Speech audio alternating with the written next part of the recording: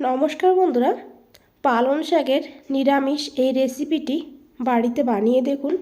বাড়ির সবাই আঙুল চেটে খাবে, এতটা টেস্টি হয়। বানাতে যতটা সহজ, খেতে তার থেকে বেশি টেস্টি। আর ঘরে থাকা উপকরণ দিয়েই বানিয়ে নিতে পারবেন। আর আশা করি দেখে বুঝতেই পারছেন কতটা লোভনীয় লাগছে। চলুন তাহলে দেখে নেওয়া যাক কী করে বানিয়েছি। আর পুরো ভিডিওটা দেখবেন, তাহলে খুব ভালো করে বুঝতে পারবেন। তো পালং শাকের এই নিরামিষ বানানোর জন্য প্রথমেই আমাদের এখানে লাগবে পালং শাক। আর এই পালং শাকগুলো আমাদের ঘরেরই একদম ফ্রেশ টাটকা পালং শাক। এর আগে আমি অনেক পালং শাকের ভিডিও দিয়েছি। যত পালং শাকের ভিডিও দিয়েছি সব পালং শাকগুলোই আমার ঘরের। আর এখন দেখে বুঝতে পারছেন, এক্ষুনি আমি তুলে নিয়ে ধুয়ে পরিষ্কার করে নিয়েছি। আর এই পালং শাকগুলোকে এখন এইভাবে ছোট ছোট করে কেটে নিতে হবে। এইভাবে ঝিরিঝিরি করে কাটতে হবে যতটা সম্ভব। আর দেখুন, এই পালং শাকগুলোকে কেটে নেওয়ার পর একটা বলে নিতে হবে। আর তারপরে দিতে হবে 1/4 চামচ লবণ। লবণটা দিয়ে খুব ভালো করে মেখে নিতে হবে। এইভাবে লবণ দিয়ে মেখে রাখলে পালং শাকে যতটা জল থাকবে সব জলটা বেরিয়ে যাবে। আর এইভাবে আমি 5 মিনিট রেখে দেবো শাকটাকে।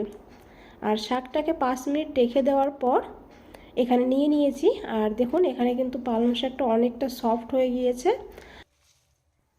এখন যেটা করতে হবে, এখন এই পালং শাক থেকে জলটা বের করে নিতে হবে।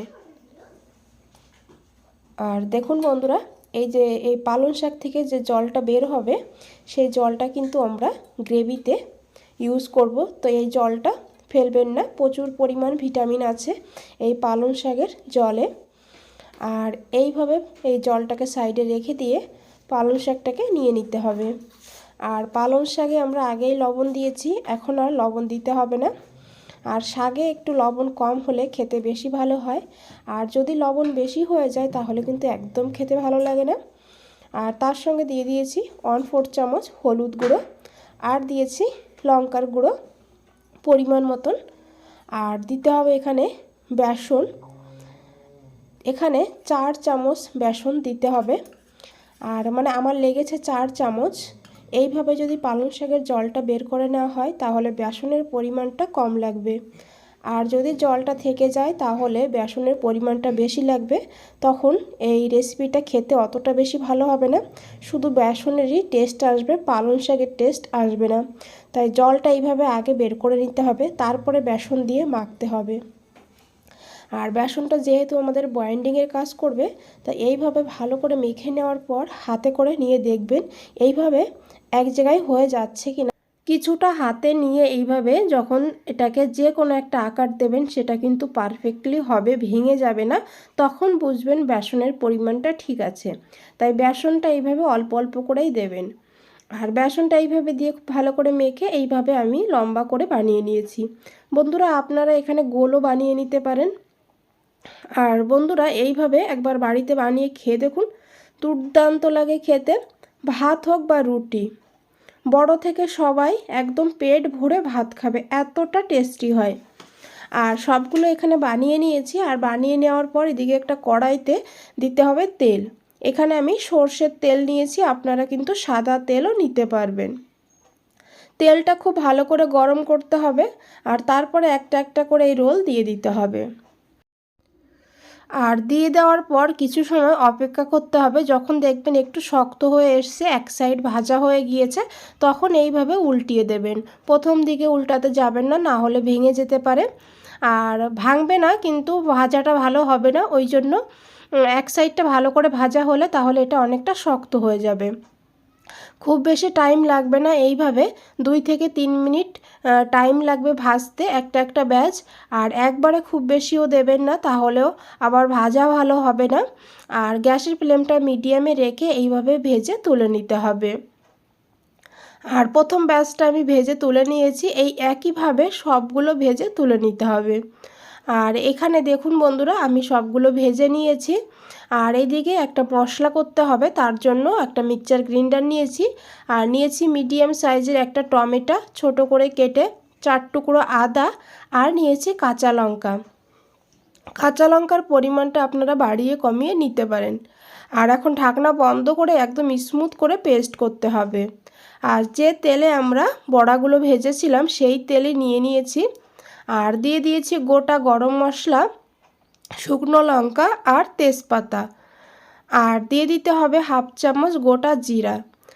কিছু সময় মশলাটাকে একটু ভেজে নিতে হবে।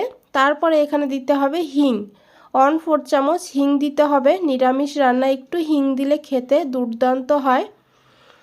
আর হিংটা দেওয়ার পর দিয়ে দিতে হবে বেটে রাখা মশলা। আর মশলাটা দেওয়ার পর 2 মিনিট মশলাটাকে খুব ভালো করে কষিয়ে নিতে হবে। 2 মিনিট কষালেই তাহলে আদা আর টমেটোর কাঁচা গন্ধ থাকবে না। তো বন্ধুরা এইভাবে একবার বাড়িতে বানিয়ে দেখুন আর আমাকে কমেন্ট করে জানান আপনাদের কেমন লেগেছে পালং শাকের এই নিরামিষটি।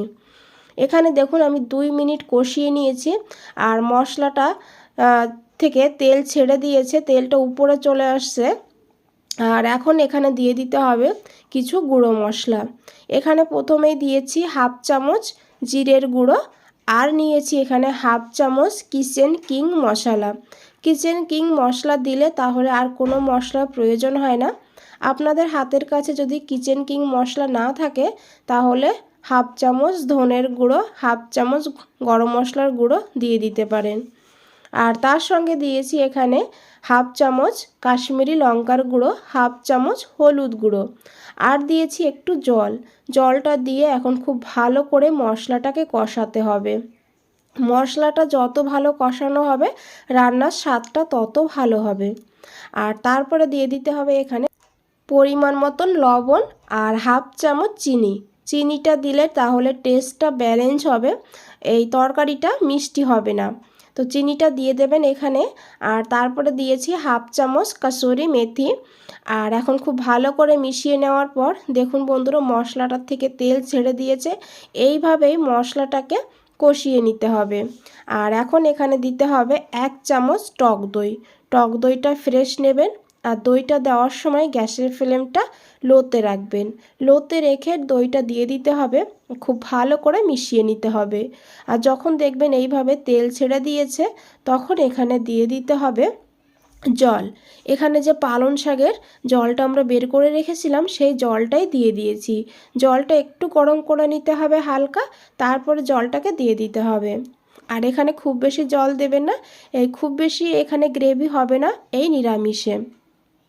খুব ভালো করে মিশিয়ে নিতে হবে আর দিতে হবে চেরা কাঁচা লঙ্কা। আর এখন 2 মিনিট গ্রেভিটাকে ফুটিয়ে নিতে হবে মিডিয়াম ফ্লেমে। বন্ধুরা রেসিপিটা যদি একটু ভালো লেগে থাকে তাহলে অবশ্যই একটা লাইক দিয়ে দেবেন। আর নতুন বন্ধুদের বলছি এখনও চ্যানেলটা সাবস্ক্রাইব করে না রাখলে চ্যানেলটা সাবস্ক্রাইব করে আমার পাশে থাকুন আর আমাকে এগিয়ে যেতে সাহায্য করুন। আর দেখুন বন্ধুরা 2 মিনিট পর এখানে দিয়ে দিতে হবে এই রোলগুলো। আর রোলগুলো দেওয়ার পর খুব ভালো করে মিশাতে হবে। আর তারপরে ঢাকা দিয়ে 2 থেকে 3 মিনিট লো ফ্লেমে রান্না করতে হবে। 3 মিনিট পর ঢাকনাটা খুলে নিয়েছি আর দেখুন কতটা লোভনীয় লাগছে।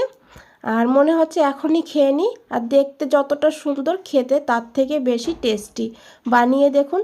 লাস্টে দিয়েছি একটু ধনেপাতা কুচি আর 1 চামচ ঘি দিয়ে খুব ভালো করে মিশিয়ে নামিয়ে নিতে হবে। বন্ধুরা আজ তাহলে এই পর্যন্তই, ফিরে আসছি নতুন কোনো রেসিপি নিয়ে। আপনাদের এই সময়টুকু দেওয়ার জন্য অনেক অনেক ধন্যবাদ। ভালো থাকবেন, সুস্থ থাকবেন।